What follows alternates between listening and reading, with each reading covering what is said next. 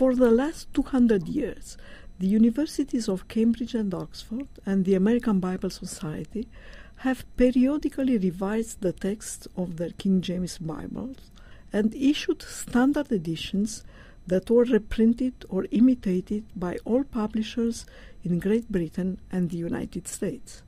The British universities and the two Bible societies had little interest in publishing illustrated or annotated editions of the King James text, and commercial publishers practically cornered the market for these types of editions.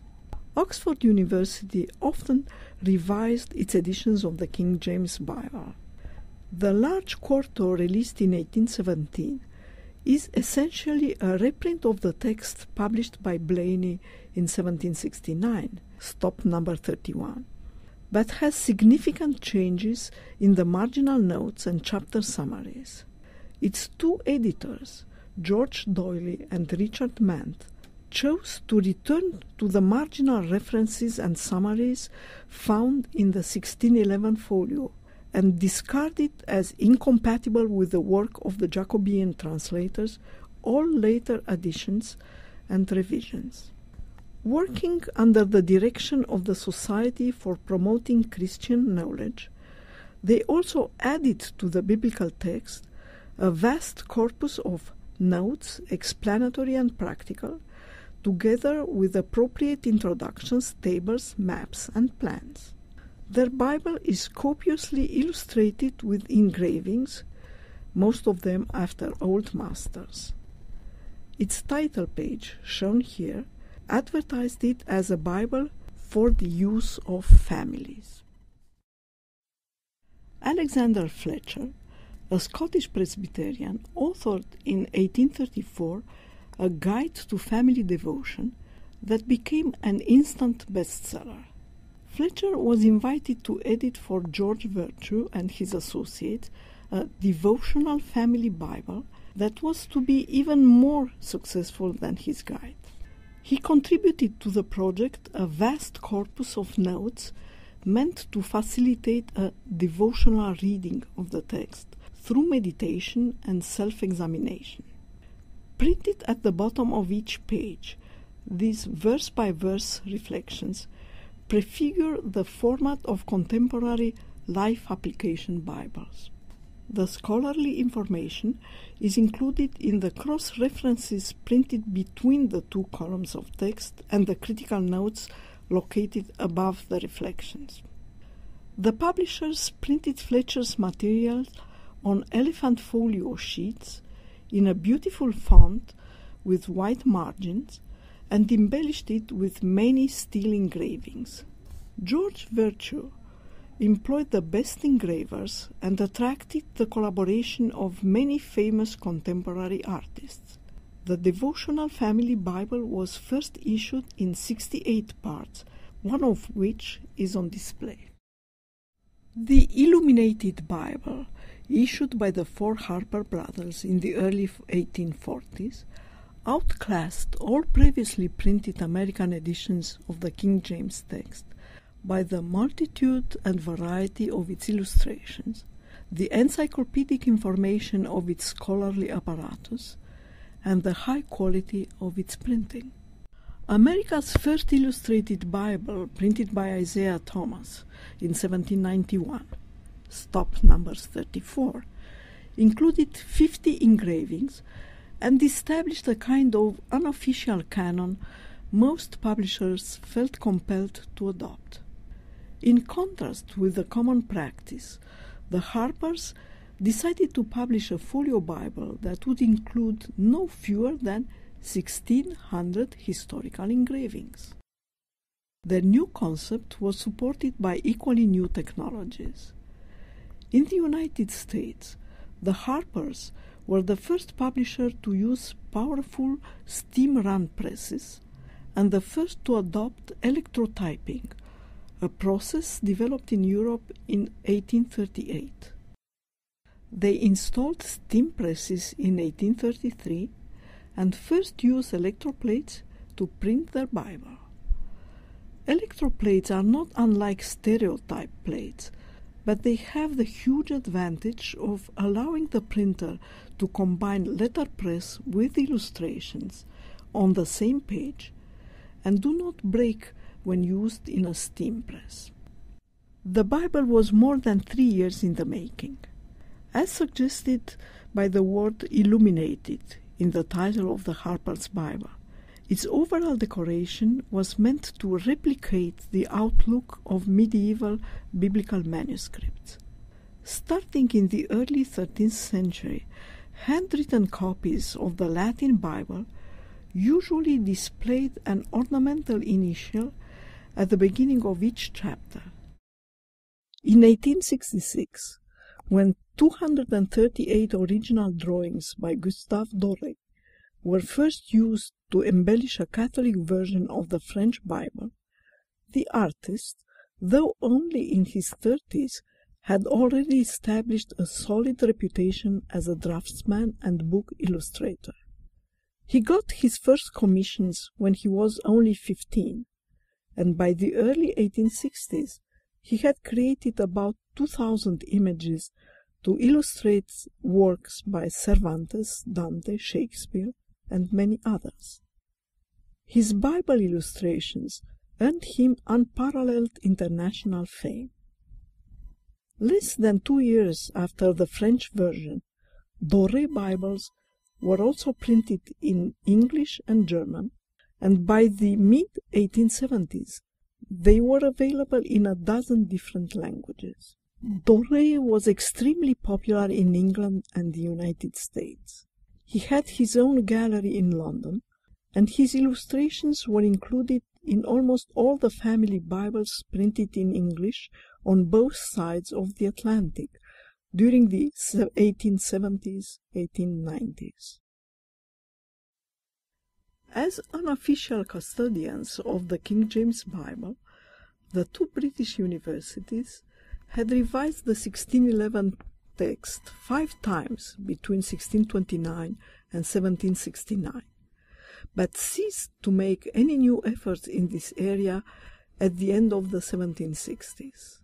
100 years later, the syndics of Cambridge University Press entrusted to Frederick Henry Ambrose Scrivener the task of preparing a new standard text of the King James Bible. Scrivener spent more than 7 years laboring on the new edition. He paid special attention to the graphic presentation of the text and broke up with the tradition that each biblical verse should start on a new line. The term paragraph in the title of the 1873 edition refers to Scrivener's new division of the text into units of meaning that may combine several verses before ending in a line break. The chapter and verse numbers are relegated to the margins of the 2 columns, and the distinction between biblical prose and biblical poetry is clearly indicated through the layout of the text. Located in Hammersmith in West London and named after a neighboring pub, the Doves Press produced a variety of bibliophile editions between 1900 and 1909 under the joint direction of Thomas James Cobden Sanderson and Emery Walker. Their professional relationship was a stormy one, and the partnership was dissolved in 1909. The Bible they produced together took about 3 years to print. Like all the books issued by the Doves Press between 1900 and 1909, it was printed from a new type commissioned by Cobden Sanderson and executed by the punch cutter Edward P. Prince under the supervision of Walker. The type was modeled upon the font used by Nicolas Janson in the 1470s and was produced in one size only. The Doves Bible is strikingly designed as a succession of compact pages filled with text from the left end of the first line to the right end of the last one. The chapter numbers are relegated to the margins, and there is no verse numbers whatsoever. the indents that mark the division into paragraphs performed by scrivener are replaced in the Duff's Bible by a beautiful paragraph sign copied from the 1611 edition. The 1935 Oxford Lectern Bible, one of the largest Bibles ever published by the university, was conceived and created by Bruce Rogers, an American typographer and book designer who worked on both sides of the Atlantic. Rogers chose a typeface he had first designed in 1915 and adapted it for use with a monotype casting machine. In the early part of his career, Bruce Rogers had decorated books with illustrations and ornaments, but he refrained from using such embellishments in the Bible. The text he printed is free of editorial comments, such as chapter summaries, marginal notes, or italicized words, and devoid of typographical accretions. It employs just one size of type, Centaur 22 points, with 5-line initials at the beginning of a book and 3-line initials at the beginning of a chapter. In 1999, Barry Moser was the first major artist to create a complete set of Bible illustrations for a folio volume since Gustave Doré in the 1860s. Advertised as a publishing event of true millennial significance and released in the last quarter of 1999, the Penny Royal Caxton Press Bible has earned a privileged place among the most beautifully printed editions of the King James text, and is often compared to the Bibles produced by John Baskerville and the Duff's Press and Bruce Rogers. Stops number 30, 49, and 50. Barry Moser made a point of creating at least one image for each of the 66 books of the Old and New Testament, including the shortest ones. Intensely personal and often provocative, his images tend to depict people rather than events, landscapes, or large scenes. In the making of the 1999 Bible, traditional techniques and materials were combined with cutting-edge technology and expertise. The folio Bible was printed on handmade paper from computer-generated type. The red initials at the beginning of each book were drawn by hand, as were the words God, Christ, and Amen that mark the beginning of the Old and New Testaments and the end of the Bible. In 1994, Cambridge University Press had to replace the film used to print its King James Bibles and decided to update the electronic files of its standard text. They eventually commissioned a new text, and the task of editing it was entrusted to David Norton, the author of an important monograph on the English Bible as literature, first published in 1993, and a scholar of international stature. Norton's approach was both conservative and revisionist.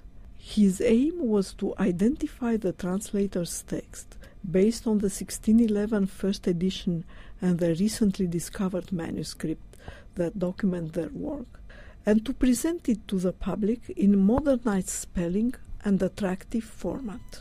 Norton limited his textual corrections to obvious typographical errors in the 1611 edition and refused to interfere with the translator's choices in order to bring their version closer to the original Hebrew and Greek texts.